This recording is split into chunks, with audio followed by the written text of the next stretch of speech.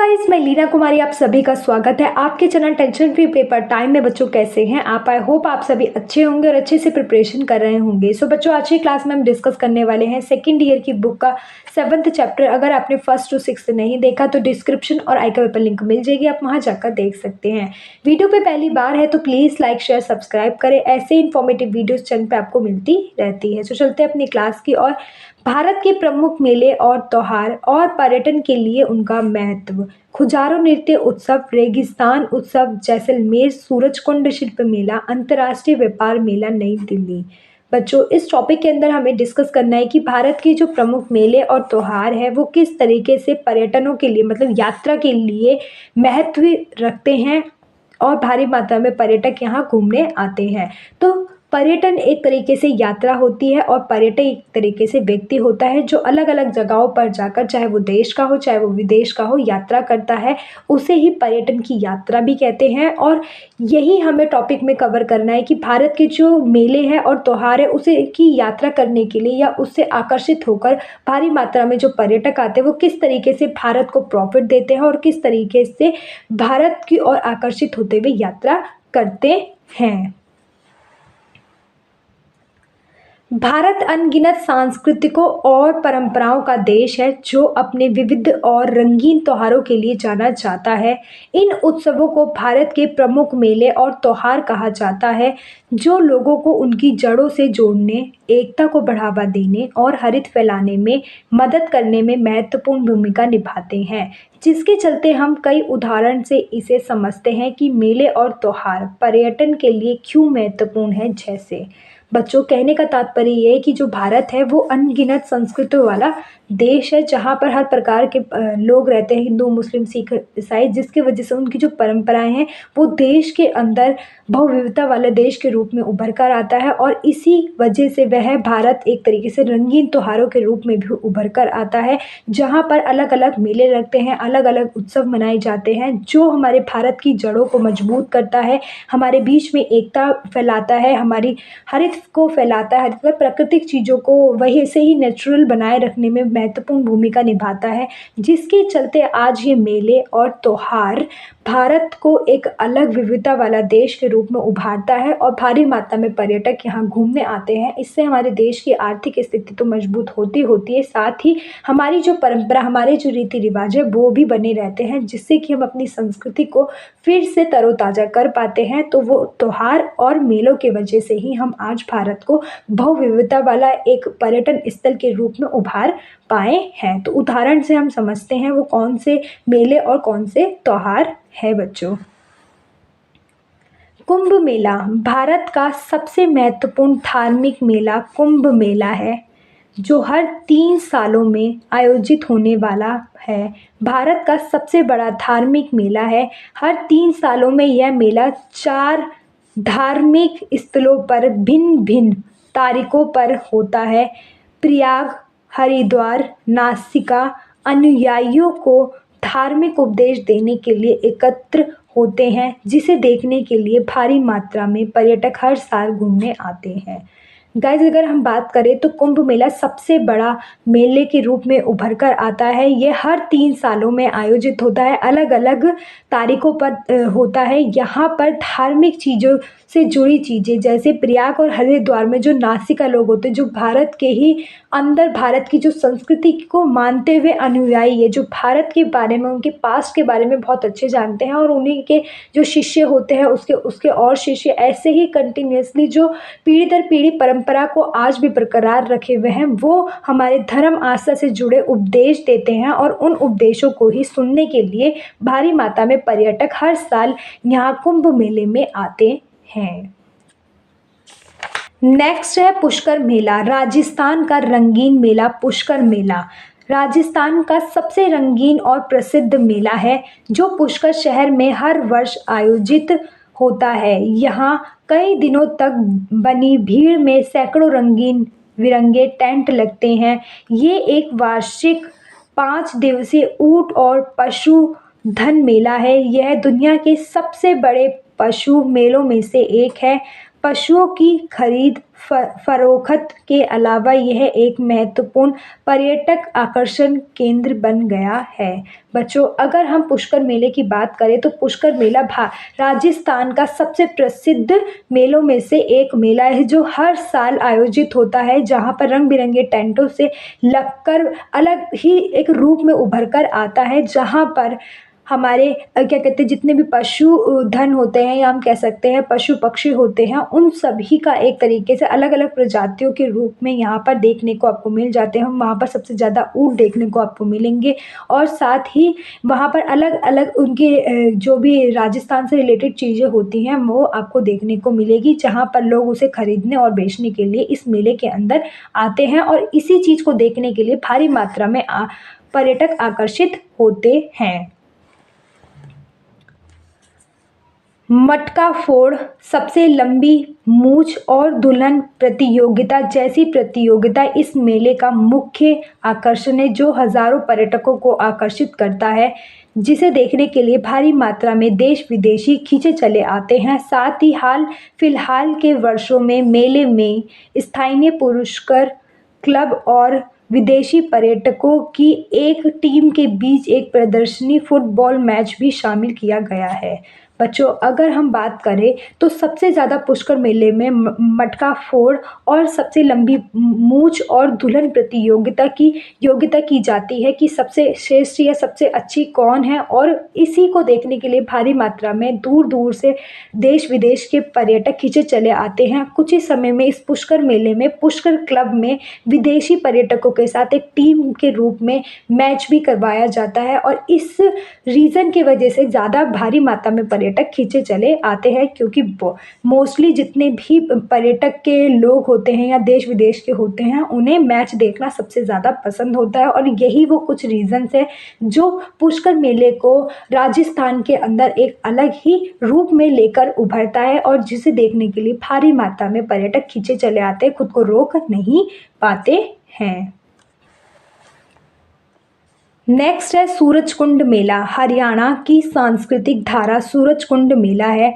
यह हरियाणा में हर वर्ष मनाया जाने वाला एक सांस्कृतिक मेला है जो भारतीय कला, साहित्य और शिल्पकला को बढ़ावा देता है। यहाँ लोग अपने देशभक्ति और सांस्कृतिक गीतों के माध्यम से एक दूसरे के साथ जुड़ते हैं, जिससे परंपरा व सांस्कृतिक को बरकरार रखा जा सके, जिसे देखने व आनंद उठाने के लिए देश विदेश के प्रेमी खींचे चले आते हैं। बच्चों, हम सूरजकुंड के मेले की बात करें तो यह हरियाणा के अंदर हर वर्ष आयोजित किया जाने वाला एक मेला है, जहां पर हम सांस्कृतिक मेले के अंदर हमें क्या देखने को मिलता है, भारतीय कला देखने को मिलती है, साहित्य शिल्प कला देखने को मिलती है। साथ ही गीतों के माध्यम से हम अपनी संस्कृति, अपने देश को रिप्रेजेंट करते हैं और उस परंपरा को बरकरार रखते हुए आज हम हर तरीके से सूरजकुंड मेले के अंदर उनसे जुड़ी जो क्या कहते हैं संस्कृति और परंपरा है उसको भी आज बनाए रखे हुए, जिसे देखने के लिए भारी मात्रा में पर्यटक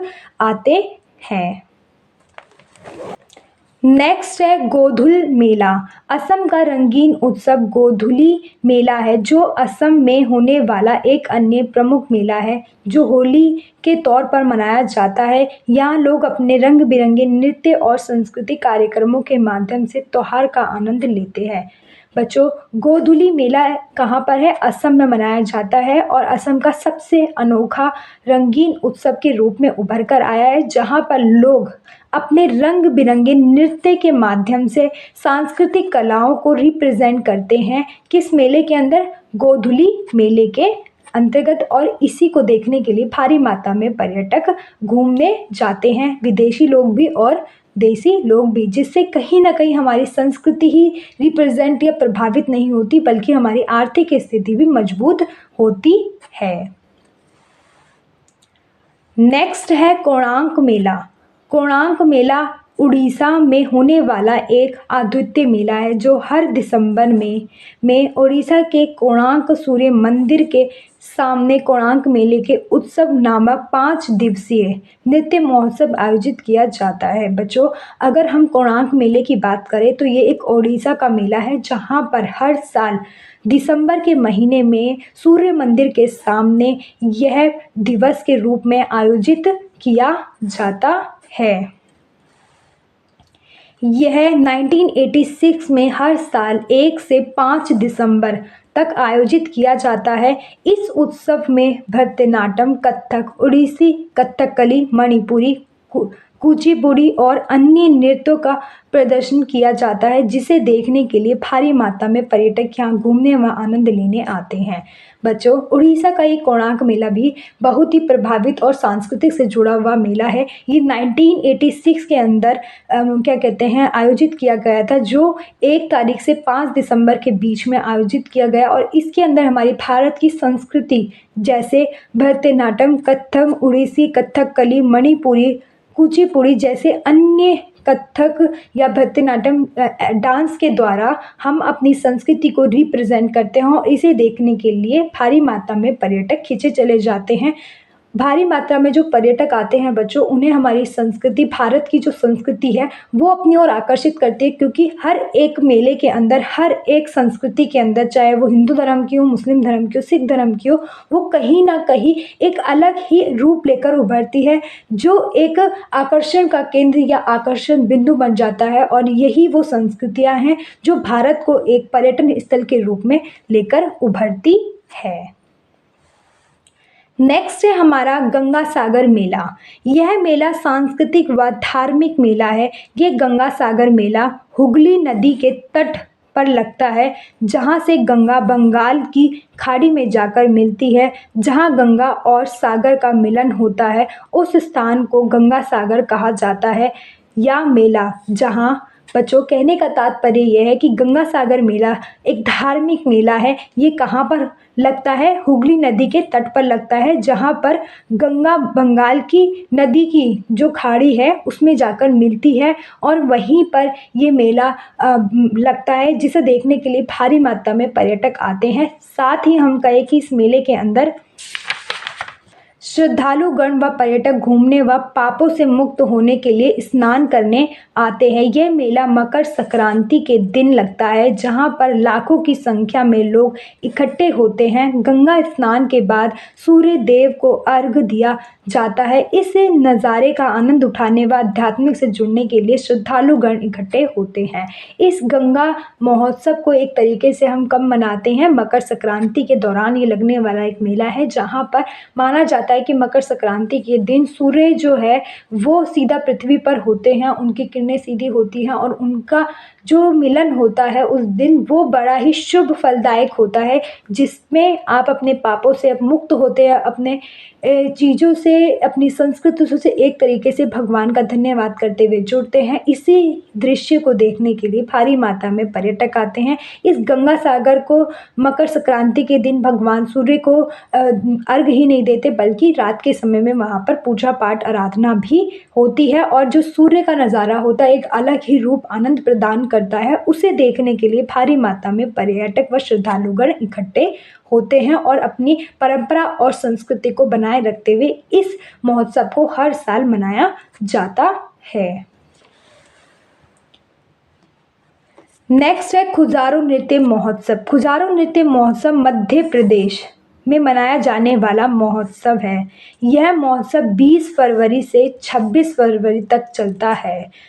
गाइज, अगर हम खुजारू नृत्य महोत्सव की बात करें तो ये मध्य प्रदेश में मनाया जाने वाला महोत्सव है, जो 20 फरवरी से 26 फरवरी तक चलता है। बच्चों, जो भी आपको इसमें डेट्स दिख रही है कि खुजारू नृत्य महोत्सव कहाँ मनाया जाता है, कब मनाया जाता है, कब तक मनाया जाता है, इस चीज़ को नोटेट भी कर सकते हैं आप, क्योंकि ये आपसे शॉर्ट क्वेश्चंस में भी पूछी जा सकती है, तो इसको भी ध्यान रखें याद करते समय।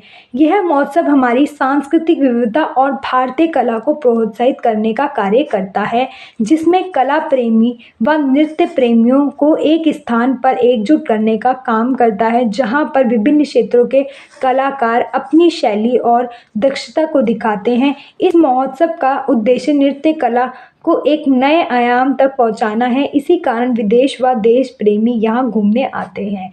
अगर हम खुजारू नृत्य महोत्सव की बात करें तो ये महोत्सव एक तरीके से भारतीय कला को प्रोत्साहित करता है, जहाँ पर लाखों करोड़ों नृत्य प्रेमी और कलाकार प्रेमी एकजुट आकर मिलते हैं और अपनी प्रदर्शनी दिखाते हैं। और इसी चीज़ को बढ़ावा देने के लिए, इसको एक नए विकल्प के रूप में पर्यटकों के सामने रखने के लिए, अपनी संस्कृति को फिर से रिप्रेजेंट करने के लिए, जीवित करने के लिए हम आज भी बहुत सारे मेलों के द्वारा, बहुत सारे त्योहारों के द्वारा अपनी संस्कृति को बरकरार रखे हुए हैं और इसी चीज़ से भारी मात्रा में पर्यटक आकर्षित होते हैं और भारत आज एक पर्यटन स्थल के उद्योग के रूप में उभर कर भी आ पाया है।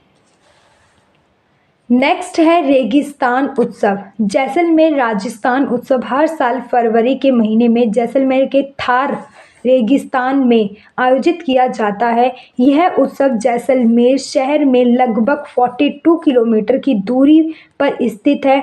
सैम ड्यूनस में होता है। यह आयोजन राजस्थान की पर्यटन विभाग द्वारा आयोजित किया जाता है। गाइस, अगर हम बात करें तो रेगिस्तान उत्सव जो है वो कहाँ पर मनाया जाता है? राजस्थान के किस जिले में मनाया जाता है? जैसलमेर के थार रेगिस्तान के पास मनाया जाता है, जो फरवरी के महीने में मनाया जाता है और यह जैसलमेर से 42 किलोमीटर की दूरी पर स्थित एक जगह है जहां पर सैम ड्यूनस स्थित है, वहां पर मनाया जाता है। और यह रेगिस्तान उत्सव कौन आयोजित करता है? पर्यटन विभाग आयोजित करती है राजस्थान की। और हिंदू महीने माघ में पूर्णिमा के 3 दिन पहले शुरू होता है। यह राजस्थान का सबसे बहुप्रतीक्षित और प्रसिद्ध रंगीन और सांस्कृतिक कार्यक्रम है। इस उत्सव में पगड़ी बांधना, ऊंट दौड़ना, मिस्टर डेजर्ट प्रतियोगिता आयोजित की जाती है। यह त्योहार सांस्कृतिक प्रदर्शन और गतिविधियों के माध्यम से राजस्थान की समृद्धि और रंगीन संस्कृति को प्रदर्शित है बढ़ावा देने के लिए मनाया जाता है। इस रंगारंग कार्यक्रम में शामिल होने के लिए दुनिया भर से बड़ी संख्या में पर्यटक आते हैं। गाइस, अगर हम बात करें रेगिस्तान उत्सव के बारे में तो ये कब मनाया जाता है? ये हमारी हिंदू महीने के माघ पूर्णिमा के 3 दिन पहले शुरू होता है। ठीक है, राजस्थान में ये सबसे बहुप्रतीक्षित और प्रसिद्ध रंगारंगीन सांस्कृतिक कार्यक्रम माना जाता है, जहाँ पर पगड़ी बांधना, ऊंट दौड़ाना और मिस्टर डेजर्ट प्रतियोगिता आयोजित की जाती है। इस योग्यता में बहुत सारे भारी मात्रा में पर्यटक शामिल होते हैं। देश विदेश से लोग आते हैं इसे देखने के लिए और इसमें सम्मिलित होने के लिए। और यह एक तरीके से ऐसा त्योहार या ऐसी संस्कृति वाला है जिससे कि हम अपनी संस्कृति को ही नहीं बल्कि अपने उस भारत की बहुविकल्प चीज़ों को भी पर्यटकों के सामने, देश विदेश के सामने अपनी पास की चीज़ों को रिप्रेजेंट करते हैं कि हाँ, ऐसे लोग इस तरीके के चीज़ों को इस्तेमाल करते थे, इस चीज़ों को इंटरटेनमेंट करने के लिए यूज़ किया जाता था। उन सब चीज़ों को आज भी जीवित रखने के लिए इन तरीके के उत्सवों को आयोजित कर हम बरकरार रख पा रहे हैं। नेक्स्ट है त्योहार। नवरात्रि उत्सव, दिव्य नारी की पूजा। नवरात्रि भवानी की पूजा को समर्पित एक उत्सव है। यह भारतीयों के दिल में एक विशेष स्थान रखता है। यह 9 रातों तक चलने वाला यह उत्सव बुराई पर अच्छाई की जीत का प्रतीक है। इस त्योहार पर लोग गरबा और डांडिया जैसे पारंपरिक नृत्यों में शामिल होते हैं जो देवी दुर्गा की पूजा को मानते हैं। रंगीन वस्त्र और ऊर्जा नवरात्रि को एक दर्शन से यादगार बना देने वाला उत्सव है, जिसे पर्यटक अनुभव करने के लिए इन उत्सवों में दूर दूर से सम्मिलित होने के लिए आते हैं। गाइस, अगर हम बात करें तो नवरात्रि उत्सव भी भारत का सबसे प्रसिद्ध या हम कह सकते हैं दिल को छू जाने वाला, दिल में उतर जाने वाला एक उत्सव है जो भारी मात्रा में भारत के लोग बड़े ही श्रद्धा भाव से मनाते हैं। यह नवरात्रि भवानी मतलब कि दुर्गा माँ को लेकर समर्पण एक उत्सव है जो 9 दिनों तक चलने वाला उत्सव है, जहाँ पर लोग बुराई पर अच्छाई की जीत का प्रतीक के रूप में इस फेस्टिवल को सेलिब्रेट करते हैं, जहां पर लोग माता रानी को 9 दिनों तक गरबा व डांडिया से खेलते हुए इसे उत्साह से सेलिब्रेट करते हैं और रंगीन त्योहार के रूप में इसे उभारते हैं, चाहे वह गरबा हो या माता की झांकियाँ हो, कीर्तन हो, उनकी आराधना हो। इस तरीके से इन 9 दिनों तक चलने वाले त्यौहार को श्रद्धापूर्ण भाव से लोग सेलिब्रेट करते हैं और इसी में शामिल होने के लिए ही भारी मात्रा में दूर दूर से, देश विदेश से लोग इसे देखने और इसका एंजॉयमेंट करने, श्रद्धा भाव से माता की आराधना करने के लिए, देखने के लिए आते हैं। नेक्स्ट है दीपावली। दीपावली हिंदुओं का पवित्र त्योहार है जो दीपों की किरणों से सारे जगत को चमका देता है। यह त्योहार भी हिंदू लोग बड़ी ही पवित्रता से लक्ष्मी गणेश की पूजा कर कर मनाते हैं। वहीं श्री राम जी के 14 वर्ष के वनवास काट कर अयोध्या लौटे थे की खुशी में भी इस त्योहार को बड़े हर्ष के उल्लास में मनाया जाता है। यह त्योहार भी बुराई पर अच्छाई की जीत के जश्न में मनाया जाता है। गाइस, अगर हम बात करें तो दीपावली भी हिंदुओं का एक पवित्र त्योहार है जिसे लोग बड़े ही धूमधाम से मनाते हैं और भगवान श्री राम का अयोध्या में लौट कर वापस आना और इस दिन माता लक्ष्मी और गणेश की पूजा आराधना कर कर इस त्योहार को दीपों से घरों को सजाकर और पूरी पकवानों से अच्छे से सेलिब्रेट करते हैं और इसे भी भारी मात्रा में पर्यटक प्रभावित होकर यहाँ घूमने के लिए इस फेस्टिवल में जुड़ने के लिए आते हैं। नेक्स्ट त्योहार है हमारा होली। होली भी हिंदुओं का पवित्र त्योहार है जो रंगों व खुशियों का त्योहार है। लोग आपस में एक दूसरे को रंग से रंग कर आपस में मिलकर गले लगते हैं और अपने बीच के बैर या गलतियों की माफ़ी मांगते हुए एक दूसरे को फिर से पाते हैं। यह त्योहार भी बुराई पर अच्छाई का प्रतीक है। यह त्योहार फाल्गुन माह के पूर्णिमा को मनाया जाता है। पीछे भी होलिका की कहानी प्रसिद्ध है। होलिका दहन की जो हिरण्यकश्यप की बहन होलिका थी जिसने प्रहलाद को आग में लेकर बैठने की कोशिश की क्योंकि होलिका को आग में ना जलने का वरदान था, परंतु छल कपट से प्रहलाद को मारने की वजह से वह खुद जल गई। इस वजह से ही बुराई पर अच्छाई की जीत हुई। तब से ये त्योहार होली के नाम से प्रसिद्ध त्योहार है। गाइस, हम होली की बात करें तो होली भी एक बुराई पर अच्छाई का प्रतीक है। लोग आपस में रंग लगाकर ये सेलिब्रेट करते हैं और साथ ही अपने जो भी गलतफहमियां होती है दोस्तों के संग, बंधुओं के संग, उन सबको इस दिन सब कुछ भूल भाल कर होली के रंगों में मिलकर आपस में गले लगकर उन गलतियों को माफ़ी मांगकर फिर से एक हो जाते हैं। और इसके पीछे भी एक कहानी है जो होलिका दहन के रूप में हम उसके अगले दिन होली के रूप में मनाते हैं। और इसी तरीके से भारत के जितने भी फेस्टिवल्स हैं, चाहे वो हिंदू धर्म के हमारे दीपावली हो, नवरात्रे हो, होली हो, रक्षाबंधन हो, भैया दूज हो, कभी ना कहीं हमारे को भारत को एक तरीके से अलग रूप में उभर कर आती है और पर्यटकों को अपनी ओर आकर्षित करती है। पोंगल। पोंगल जो दक्षिण भारत में प्रमुख मनाया जाने वाला एक हार्वेस्ट उत्सव है। फसल की प्रचुरता में आनंद लेने का एक त्योहार है। इसकी विशेषता है कि पोंगल डिश की तैयार एक विशेष सूर्य देवता को श्रद्धापूर्वक बनाया जाता है। ताजगी से कच्चे धान की सुगंध हर तरफ है जब परिवार मिलकर खाना बनाता है और फसल की समृद्धि को बढ़ावा दिया जाता है। गाइस, अगर हम बात करें तो पोंगल में भी पोंगल नाम जो है वो एक फेस्टिवल के रूप में उभर कर आता है। दक्षिण भारत में ये मनाया जाने वाला फेस्टिवल है जो एक हार्वेस्ट उत्सव है। मतलब एक तरीके से इस उत्सव के अंदर जितने भी धान होते हैं, जितने भी क्या कहते हैं हमारे खाने पीने की चीज़ें जो होती हैं वो प्रचुर मात्रा में उभर कर आती है और उसको सूर्य देवता के सामने श्रद्धापूर्वक रखकर और पूजा पाठ कर कर फिर देन अपने घर में बनाकर आपस में मिल बांट कर खाया जाने वाला एक फसल हार्वेस्ट त्योहार के रूप में पोंगल में ये मनाए जाने वाले त्योहार को सेलिब्रेट किया जाता है। और जितनी भी फसल होती है, कृषि से जुड़ी चीज़ें होती हैं, उसको देखने के लिए पर्यटक वहाँ घूमने जाते हैं।